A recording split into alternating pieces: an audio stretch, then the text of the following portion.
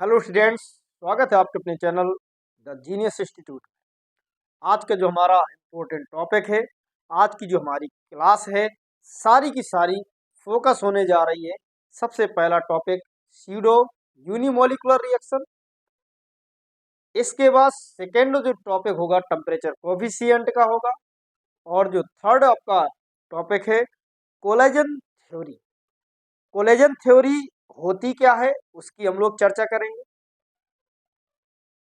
Temperature coefficient होता क्या है उसकी हम लोग चर्चा करेंगे। और जो हमारी स्यूडो यूनिक मॉलिक्यूलर रिएक्शन है उसकी हम लोग चर्चा करेंगे आज। तो सबसे पहले हम लोग बात करेंगे pseudo unimolecular reaction. Pseudo unimolecular reaction होती क्या है?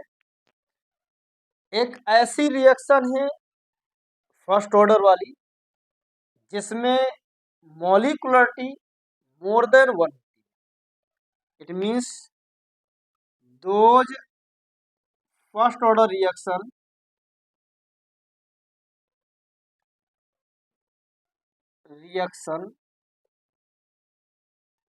which have more than one molecularity, जिसकी मॉलिक्युलरिटी एक से अधिक होती है उसे हम लोग स्यूडो यूनिमोलिकुलर रिएक्शन कहते हैं। और जो ऑर्डर होगा वो हमेशा फर्स्ट होगा। जैसे एग्जांपल में C12H22O11 प्लस, इसके बाद इसका हाइड्रोलिसिस करा दिया जाए C6H12O6 C6H12O6। जो रेट ऑफ रिएक्शन होगी डायरेक्टली प्रोपोर्शनल होगी C12H22O11 की पावर 1 और H2O की power 0। Means R equal to K C12H22O11 और H2O की पावर। एक तो आपका एग्जाम्पल ये हो जाएगा। वहीं दूसरा जो एग्जाम्पल होगा वो हो जाएगा CS3COO2H5 plus H2O CS3COOH plus C2H5OH। अगर हम इसकी भी रेट ऑफ रिएक्शन बनाए तो R equal to K CS3COO C2H5 की पावर 1 बनेगा और H2O की पावर। ये आपकी बहुत ही इम्पोर्टेंट डेफिनीशन है जिसे आपको याद रखना है। तो डेफिनीशन एक बार फिर देख लीजिएगा। Those first order reaction which have more than one molecularity. अगर एक से अधिक मॉलिक्युलरिटी हो तो उसे हम लोग कहते हैं स्यूडो यूनिमोलिकुलर रिएक्शन। इसके बाद सेकेंड है आपका टेम्परेचर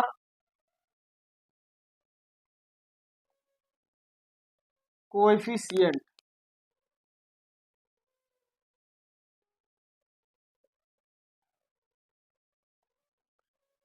टेम्परेचर कोएफिशिएंट की जब हम लोग बात करते हैं तो होता क्या है, इसको रिप्रेजेंट करते हैं म्यू से। टेम्परेचर कोएफिशिएंट को रिप्रेजेंट करते हैं हम लोग म्यू से। म्यू इक्वल टू होता है KT plus 10/KT।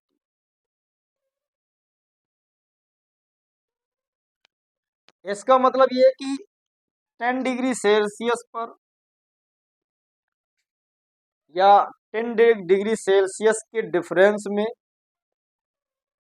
Different temperature में जो रेट कांस्टेंट का रेशियो होता है उसे हम लोग टेम्परेचर कांस्टेंट, टेम्परेचर कोफिशिएंट कहते हैं। 10 डिग्री सेल्सियस के इंटरवल पर डिफरेंट टेम्परेचर में डिफरेंस कितने का होना चाहिए? 10 डिग्री सेल्सियस का होना चाहिए। डिफरेंट टेम्परेचर होना चाहिए। उनमें जो रेट कांस्टेंट का रेशियो होता है उसे हम लोग कहते हैं टेम्परेचर कोफिशिएंट। इसलिए फार्मूला बना है म्यू इक्वल टू के टी प्लस 10 अपॉन के टी। ठीक है, इसकी वैल्यू हमेशा 2 एंड 3 के मिडिल में। 10 का अंतर होता है तो 20 एंड 30 हो जाएगा, 25 तो 35 हो जाएगा। ऐसे इसकी आपकी वैल्यू होती है, इसको आपको ध्यान देना। ठीक, इसके बाद है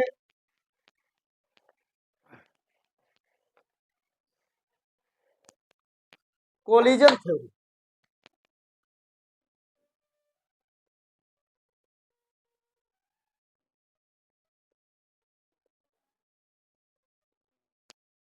कोलिजन थ्योरी की जब हम लोग बात करते हैं तो इस थ्योरी में किसी भी रिएक्टेंट का आपस में कॉम्बिनेशन बताया है कि हमें प्रोडक्ट कब मिलेगा, किन किन परिस्थितियों में मिलेगा या नहीं मिलेगा, सारी चीज की चर्चा हम लोग इस कोलिजन थ्योरी में करते हैं।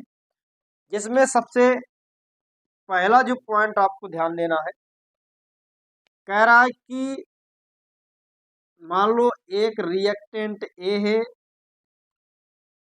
एक रिएक्टेंट बी है। अब जब तक ये ए बी के पास नहीं आएगा या बी ए के पास नहीं जाएगा तब तक प्रोडक्ट आपका पॉसिबल नहीं। रिएक्टेंट जब तक आपस में मिलेंगे नहीं तो प्रोडक्ट का फॉर्मेशन नहीं होगा, चाहे आप जितना प्रयास करिए। जब तक आप पढ़ोगे नहीं तब तक आपको रिजल्ट नहीं मिलेगा। सेम कंडीशन यहाँ है, जब तक आपके रिएक्टेंट एक दूसरे से मिलेंगे नहीं प्रोडक्ट का फॉर्मेशन नहीं होगा, पहली बात। दूसरी बात है, अगर किसी भी तरह ये दोनों एक दूसरे से मिल भी गए, दोनों एक दूसरे के करीब आने भी लगे तो सैकड़ों बार ये एक दूसरे के पास जरूर आएंगे, लेकिन जरूरी नहीं है कि सैकड़ों बार ही आपको यहाँ पर प्रोडक्ट मिले। ध्यान दीजिए, मेरी बात को गौर करिएगा कि जब रिएक्टेंट आपके मिलेंगे नहीं तो प्रोडक्ट मिलेगा, पहली बात। दूसरी बात, बाय द वे रिएक्टेंट आपस में मिल भी गए तो चाहे सैकड़ों बार आपके मिले तो जरूरी नहीं है कि सैकड़ों बार मिले तो सैकड़ों बार आपके क्या होंगे, प्रोडक्ट मिलेंगे। लेकिन जिन कंडीशन में मिलने पर प्रोडक्ट मिलेगा उन कंडीशन को हम लोग कहते हैं इफेक्टिव इफेक्टिव कोलिजन।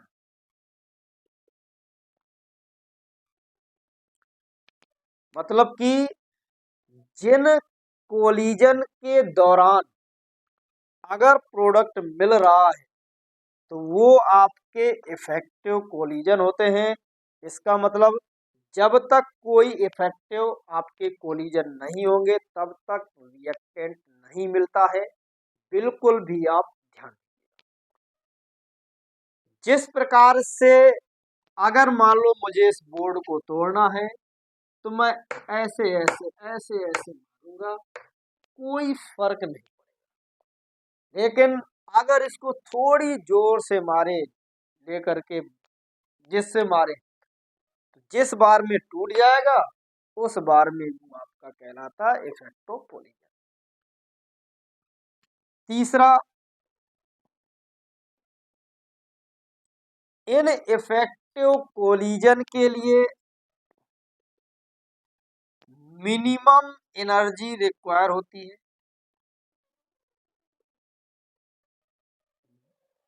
जो मिनिमम एनर्जी रिक्वायर होती है इफेक्टिव कोलिजन के लिए, उसे हम लोग कहते हैं थ्रेशोल्ड एनर्जी। थ्रेशोल्ड एनर्जी क्या कहते हैं कि जो आपकी मिनिमम एनर्जी यहाँ पर रिक्वायर होती है इन इफेक्टिव कोलिजन के लिए, उसे हम लोग कहते हैं थ्रेशोल्ड एनर्जी। जैसे मैं ये मार रहा हूं तो कोई मतलब नहीं है, पहले तो मारना शुरू करना ही पड़ेगा। लेकिन जिस मार में पहले तो मारा है, लेकिन जिस मार के दौरान उस इफेक्टिव कोलिजन हुआ है तो उस समय कोई मिनिमम एनर्जी आपकी हो कि मैं यहाँ से 10 किलो कैलोरी से मार रहा हूँ, 11वें किलो कैलोरी में मैंने इसको तोड़ दिया, तो ये जो 10 किलो वाली आपकी वेस्ट में तो वेस्ट जा रही थी, लेकिन 11वीं कैलोरी वाली वो आपकी क्या हो गई, मिनिमम हो गई। उसे अब उससे ज्यादा ही मारना है तो उसे हम लोग कह देते हैं थ्रेशोल्ड एनर्जी। लेकिन थ्रेशोल्ड एनर्जी के लिए एक्स्ट्रा मिनिमम एनर्जी चाहिए। एक्स्ट्रा मिनिमम एनर्जी चाहिए। मिनिमम एनर्जी जो चाहिए, क्योंकि थ्रेशोल्ड एनर्जी तो बात की होगी, उससे पहले आपको कुछ एनर्जी चाहिए तब तो काम।